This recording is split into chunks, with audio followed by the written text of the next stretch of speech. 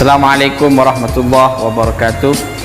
Saya Hafidul Hakim Nur, Khadimul Majlis Syubban Muslimin, menghimbau kepada seluruh jamaah Syubban Muslimin dan seluruh muslimin muslimat, mengumumkan bahwa satu rutinan Syubban Muslimin untuk sementara diliburkan.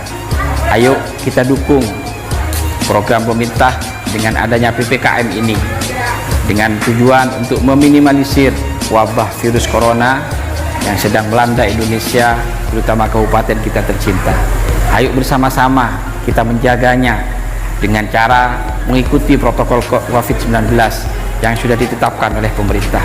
Ayo dukung para pejuang-pejuang kesehatan kita dan para kepolisian yang sudah luar biasa menjaga kita semuanya. Dari saya, Hafidul Hakim Nur, Syubban Muslimin. Wassalamualaikum warahmatullahi wabarakatuh.